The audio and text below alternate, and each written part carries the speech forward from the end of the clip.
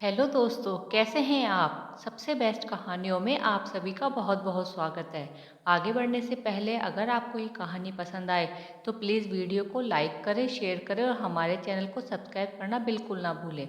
तो चलिए बिना देर किए कहानी की शुरुआत करते हैं। एक समय की बात है, एक गांव में एक गरीब बुढ़िया रहती थी। वह पूरी तरह से अकेले रहा करती थी।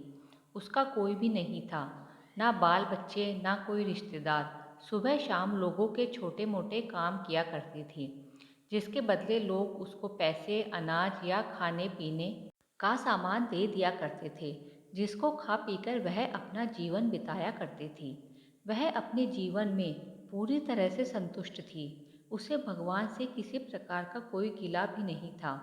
दूसरों के सामान के कारण बुढ़िया का घर पूरी तरह से सामानों से भरा हुआ था। एक बार की बात है, वे अपने घर को खोलकर घर के सामान को धूप दिखा रही थी। उस समय वहां से दो चोर जा रहे थे। जब उन्होंने देखा कि बुढ़िया के घर में तरह तरह का सामान भरा हुआ है, तो उन्हें बड़ा लालच आया और वे सोचने लगे कि इस घर में तो बुढ़िया अकेली रहती है, क्यों ना हम आकर इसके घर को ही साफ कर दें।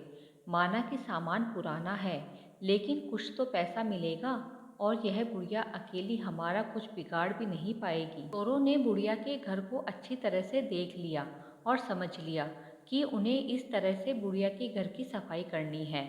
उसके बाद चोर अपने घर वापस चले गए। बुढ़िया बेचारी को सपने में भी यह ख्याल नहीं आया कि उसके घर में भी कभी चोरी हो सकती है, क्योंकि उसके घर में तो खुद के उसके कपड़े तक उसके नहीं थे। सब कुछ गांव वाले उसे दिया करते थे, जो वह अपने घर में रख लेती थी। खैर कुछ दिन बीत गए और एक दिन रात में चोर अपने दो साथियों को लेकर बुढ़िया के घर पहुंच गए। कमाल की बात यह थी कि उस दिन सरपंच ने बुढ़िया को चावल, दूध और चीनी दी थी और बुढ़िया बहुत खुश थी। बुढ़िया ने खुशी खुशी अपने लिए खीर बनाई और खीर बनाकर वह उस खीर को चूल्हे पर रखकर सोचने लगी कि अभी तो खीर बहुत ही गर्म है, जब यह थोड़ी ठंडी हो जाएगी तब आराम से खाऊंगी, और अपने बिस्तर पर लेट गई और खीर के ठंडा होने का इंतजार करने लगी। लेटे लेटे उसे नींद आ गई और वो सो गई और जोर जोर से खर्राटे लेने लगी। चोर बाहर खड़े थे। बुढ़िया के खर्राटों की आवाज़ सुनते ही उन्होंने सोचा कि चलो अब रास्ता साफ हो गया और अब हम आराम से बुढ़िया का घर साफ कर सकते हैं।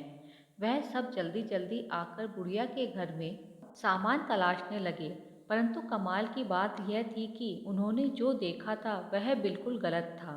बुढ़िया का घर तो सामान से भरा हुआ था, किंतु एक भी सामान साबुत नहीं था।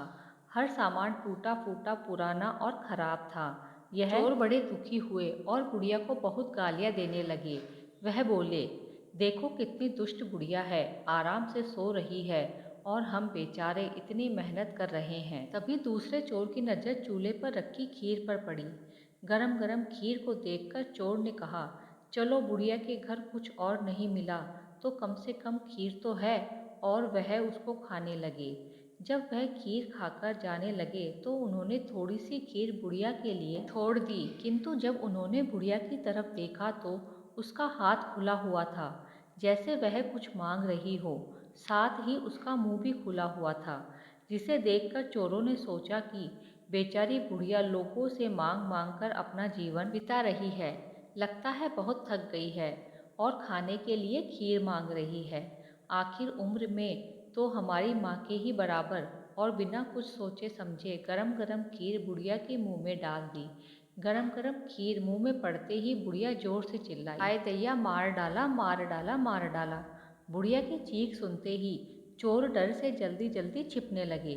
जिसने मुंह में खीर डाली थी वह ऊपर जाकर छिप गया, एक चारपाई के नीचे और एक चारपाई के दाएं। बुढ़िया की चीख सुनते ही गांव वाले बुढ़िया के घर आ गए और पूछने लगे, क्या हुआ माँ? बुढ़िया बोली, मुझे क्या पता, ऊपर वाला जाने। यह सुनते ही ऊपर छिपा हुआ चोर बोला, अरे भला मैं क्या जानूं, तुम्हारी चारपाई के नीचे छिपा चोर ना जाने। यह सुनते ही चारपाई के नीचे वाला चोर बोला, मैं ही क्यों जानूं, चारपाई के दाएं छुपा चोर क्यों ना जाने।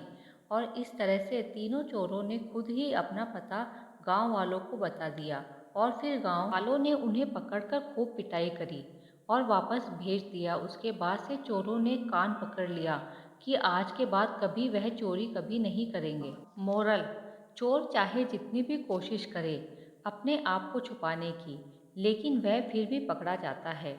इसलिए हमें कभी चोरी नहीं करनी चाहिए और अपने बच्चों को यही सीख देनी चाहिए। तो दोस्तों, ये थी हमारी आज की कहानी। आपका क्या कहना है इस कहानी के बारे में? कमेंट करके हमें ज़रूर बताएं। वीडियो को लाइक कर दीजिए और इसी तरह की कहानियाँ लगातार देखने के लिए चैनल को सब्सक्राइब करके घंटी को दबाकर ऑल पर सेट कर लीजिए, ताकि आने वाली वीडियो का नोटिफिकेशन आपके पास तुरंत पहुँचे। मिलती हूँ अगली वीडियो में, तब तक के लिए धन्यवाद।